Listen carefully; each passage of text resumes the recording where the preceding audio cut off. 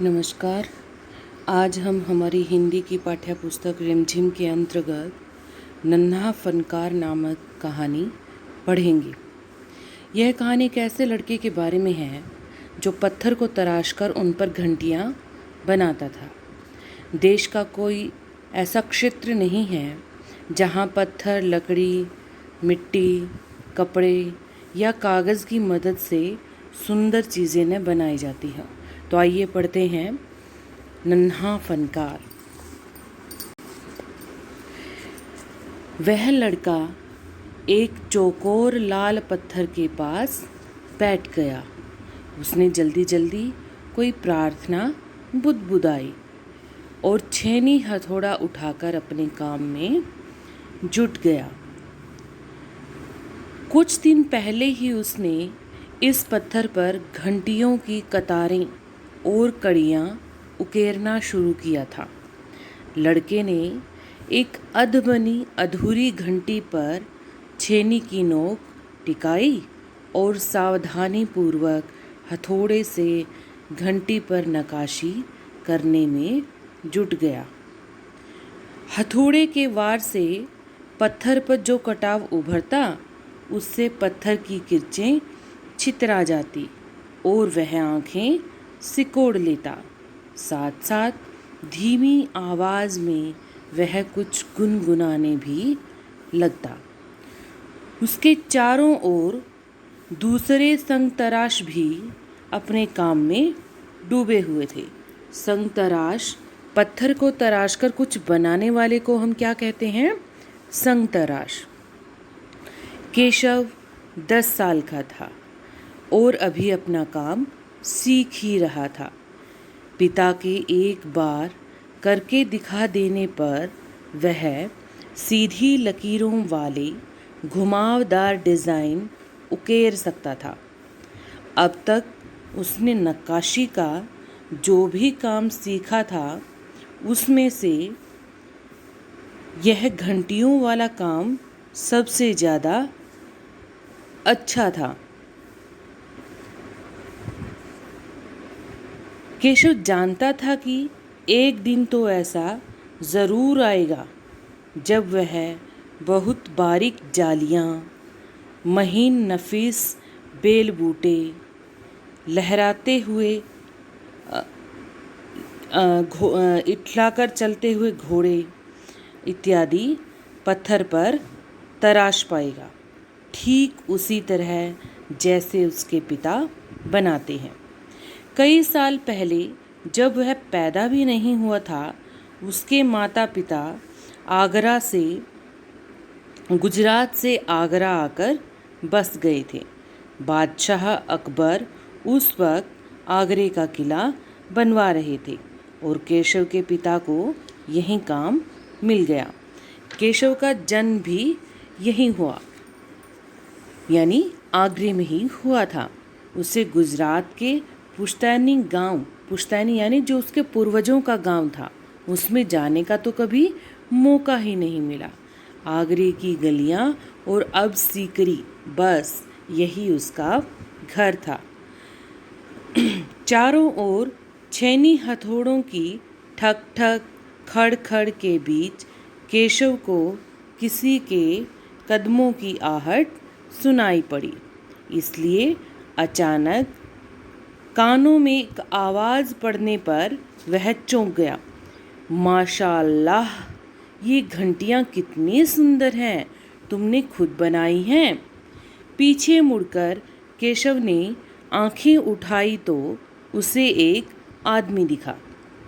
बेशक मैंने ही ये घंटियाँ बनाई है। क्या मैं आपको पत्थरों पर नक्काशी करता नज़र नहीं आ रहा? देखते नहीं, मैं ही पत्थर को तराश रहा हूँ। केशव ने बड़ी तल्खी से जवाब दिया।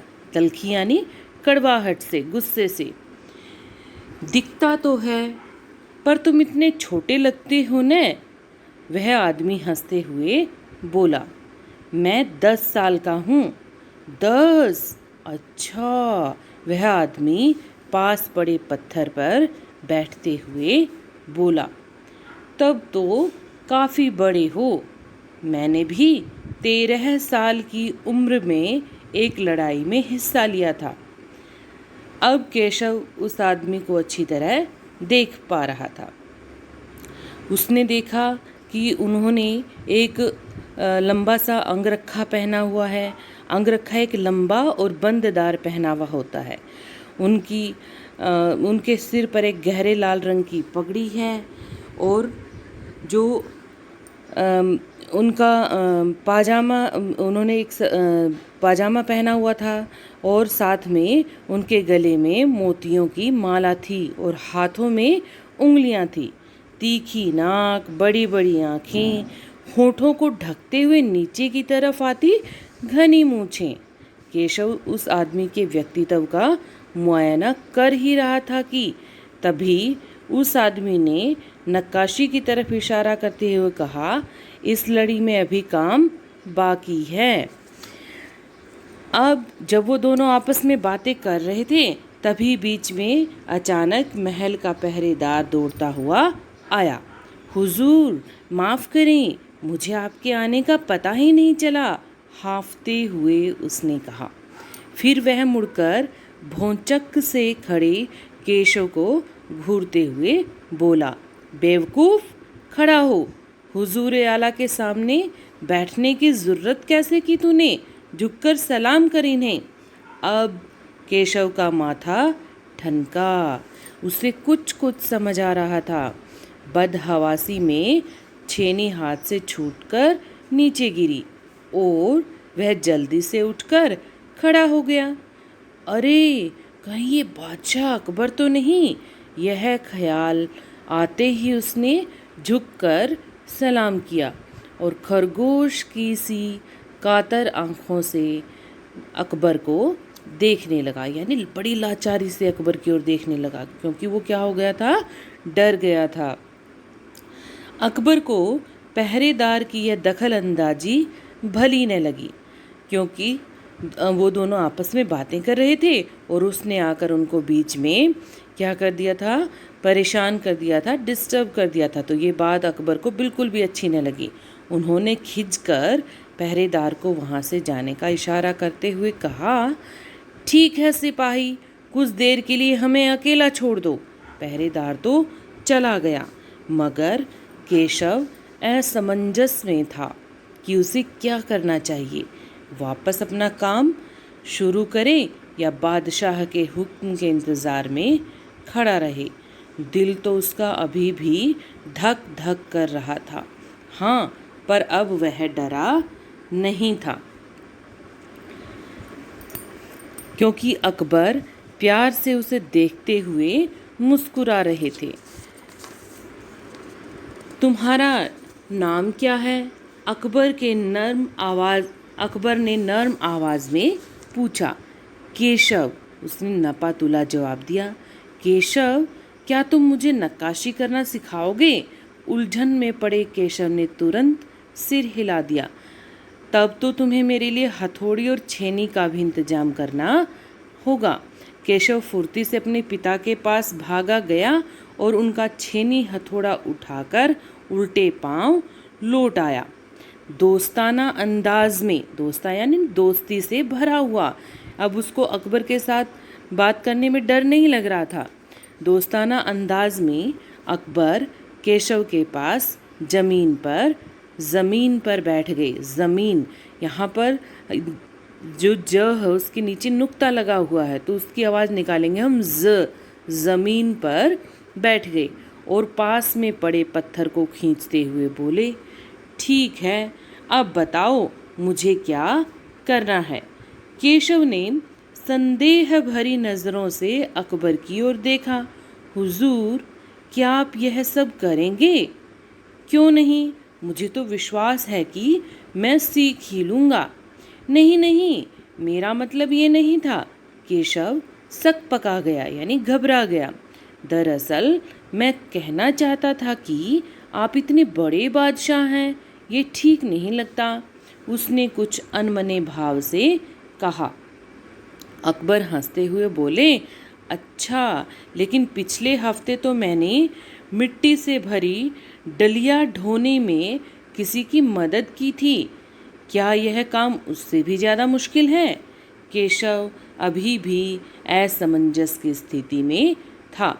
वह अकबर के पास बैठ गया और उन्हें छेनी पकड़ने का सही तरीका सिखाने लगा।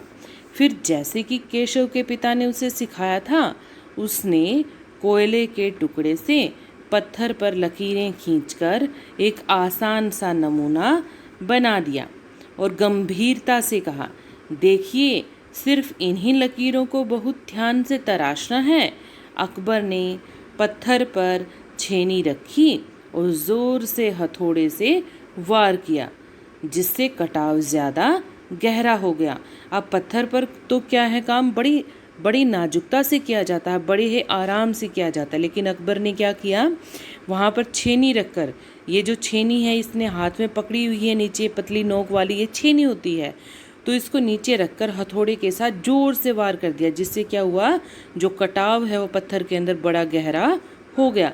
अरे अरे, नहीं नहीं, केशव ने तुरंत गलती पकड़ी, हथौड़े को आहिस्ता से मारना है, ऐसे उसने करके दिखाया। अब और हाँ, अपनी आंखें थोड़ी मींच कर रखें, वरना किरचें उड़कर आंखों में चली जाएंगी। अकबर मुस्कुराए। जी हुजूर, जवाब में केशव भी मुस्कुरा उठा। यह लगभग भूल ही गया था कि उसकी बगल में बैठा यह व्यक्ति, बगल में यानी उसके साइड में, उसके बाजू में, उसके पास में बैठा यह व्यक्ति हिंदुस्तान का बादशाह है। वह एक अनाड़ी वयस्क पर अपने काम की धाक जमाने में उसे मज़ा आ रहा था। वह बड़े ध्यान से देख रहा था कि अकबर किस तरह लकीरों को उकेर रहे हैं। बादशाह से ज़रा सी भी चूक हो जाने पर फौरन उसकी त्योरियां चढ़ जाती। अब काम करते करते अकबर पूछ बैठते, केशव सही नहीं है क्या? और केशव सिर हिलाकर अपनी असहमति जता देता। असहमति यानी जिसमें उसकी कोई सहमति ना हो, सहमति यानी हाँ ना हो, यानी उसको जो काम सही नहीं लगता था उस पर वो अपना सिर हिला देता था। अकबर इत्मीनान से बैठ गए और केशव को काम करता हुआ देखने लगे। अकबर ने गौर किया कि केशव पत्थर पर बने नमूने को ही नहीं तराश रहा था, बल्कि अपनी तरफ से भी उनमें कुछ जोड़ रहा था। लड़के के काम करने के अंदाज को देखकर अकबर ने धीमे से कहा, केशव, देखना, एक दिन तुम बड़े फनकार बनोगे। हो सकता है एक दिन तुम मेरे कारखाने में काम करो। कारखाना? कैसा कारखाना? अब अकबर ने उन्हें बताना शुरू किया कि मैं यहाँ पर एक कारखाना बनवाऊंगा और इन कारखानों में मेरी सल्तनत यानी मेरे राज्य के सबसे बढ़िया फनकार और शिल्पकार काम करेंगे। चित्र बनाने वाले कलाकार, गलीचों के बुनकर, संग तराश, पत्थर और लकड़ी पर नक्काशी करने वाले शिल्पकार सभी वहाँ काम करेंगे। केशव का चेहरा चमक उठा। वह मुस्कुराते हुए बोला, मैं वहाँ ज़रूर काम करना चाहूँगा। अकबर उठ खड़े हुए। जाते हुए बड़े प्यार से केशव का कंधा थपथपाया और कहा, अच्छा बेटा, अपना काम जारी रखो। अब अकबर के चले जाने के बाद पूरे दिन संग तराशों के बीच केशव की धूम मची रही। वह बार बार बादशाह से हुई अपनी मुलाकात सबको सुनाता रहा। रात हो चली थी। वह बहुत थका हुआ था, पर आंखों में नींद कहाँ। वह धीरे से अपने पिता के बिस्तर में घुस गया। पिता ने मुस्कुराकर कहा, तुम तो अभी से इतने प्रसिद्ध हो गए हो। प्रसिद्ध यानी मशहूर। बादशाह सलामत ने कहा है कि एक दिन मैं बहुत बड़ा कलाकार बनूंगा। इस तरह वो अपने पिता के साथ बातें करने लगी। पिता को भी अपने बेटे के साथ बातें करना बड़ा अच्छा लग रहा था। अब पिता ने कुछ याद करते हुए अपने बेटे को बताना शुरू किया, क्योंकि जो केशव था उसने अपने पिता को बताया कि जो बादशाह हैं वो शिकरी में जो शहर है वो क्यों बनवा रहे हैं। उसने उनसे पूछा कि ये जो बादशाह इनके पास एक से एक खूबसूरत महल है, फिर ये सीकरी में शहर क्यों बनवा रहे हैं। तो पिता ने अपने पुत्र को बताना शुरू किया कि बादशाह का आगरा बहुत सुंदर शहर है, पर सीकरी में नया शहर बनवाने का एक खास कारण है। मैंने सुना है कि जब बादशाह अकबर की कोई संतान नहीं थी तो इस वजह से वो बहुत परेशान रहते थे। साधु संतों फ़कीरों के पास गए। भटकते भटकते बादशाह ख्वाजा सलीम चिश्ती के पास सीकरी आए। उन्होंने ही बादशाह को बताया कि उनके एक नहीं तीन संतानें होंगी, शाहजादा सलीम, मुराद और दनियाल। केशव ने चहकते हुए कहा। तो ये जो शाहजादा सलीम, मुराद और दनियाल हैं, ये तीनों बादशाह अकबर के बच्चों के नाम हैं, बेटों के नाम हैं। अब उनके पिता ने कहा, बिल्कुल सही। तब बादशाह ने ख्वाजा सलीम चिश्ती के सम्मान में सीकरी नगर बसाने का फैसला किया था। केशव ने कहा, अच्छा, अब समझा, इसलिए बादशाह अकबर ने अपने बेटे का नाम सलीम रखा है। हाँ, और इसी कारण हम यहाँ एक नए शहर के लिए पत्थरों को तराश रहे हैं। केशव नींदी आवाज़ में बोला। नींदी यानी नींद से भरी हुई। पिताजी ने देखा कि उसका लाडला बेटा सो गया है। धन्यवाद। आशा करती हूँ कि आप सभी को ये जो पाठ है, ये कहानी वो अच्छे से समझ आई होगी, और इसको और अच्छे से समझने के लिए आपने अपनी पाठ्य पुस्तक को खोलकर इस पाठ को ध्यान से पढ़ना है, और इसके बीच में आए हुए नए शब्दों को आपने रेखांकित करना है, पेंसिल के साथ उनको अंडरलाइन करना है, और उन नए शब्दों को अपनी कॉपी में लिखना है। धन्यवाद।